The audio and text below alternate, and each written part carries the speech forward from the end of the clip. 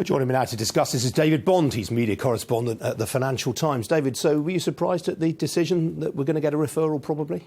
No surprise. I think the market for quite a while had been expecting that Karen Bradley would refer this to the CMA, and of course she hasn't yet come to a final decision. But I think what was perhaps a surprise that there was such a sort of firm vote of confidence in Fox as a fit and proper owner of a UK broadcasting licence, and that perhaps the focus was so much on plurality. Indeed. Now, so the plurality issue now, Fox have offered certain remedies to Ofcom and to the CMA. Those haven't gone far enough for Ofcom. What can Fox do next? Well, in fact, they did go far enough for Ofcom. Ofcom said they were happy that it would mitigate these concerns over plurality, but it's Karen Bradley who's actually asking for them to go a bit further. And at the moment, they've offered to, as we heard there, ring-fence funding for 5 years and to set up an independent editorial board. But I think what Karen Bradley would like to see, and this is maybe where the CMA will come in, is more structural change, perhaps a separate company.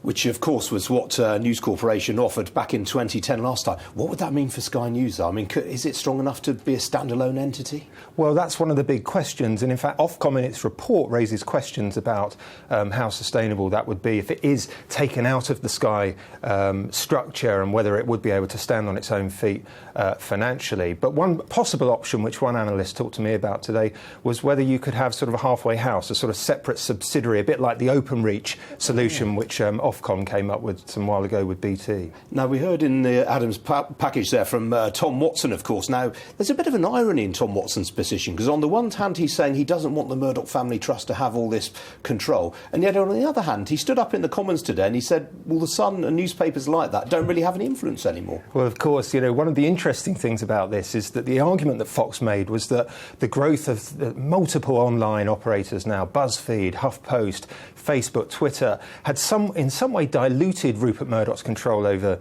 media in the UK. But in fact, Ofcom found the opposite. They said, if anything, the Sun has become more powerful online and its reach has grown. It's perhaps the second biggest behind the BBC. So there are more questions about plurality because of the internet, not reducing its power.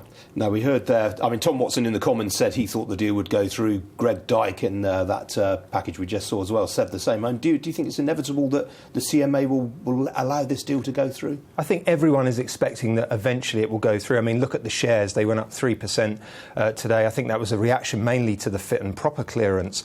And that eventually this deal will go through, and Fox are certainly confident it will. All right, David Bond from the FT. Appreciate you joining me. It's good to see you.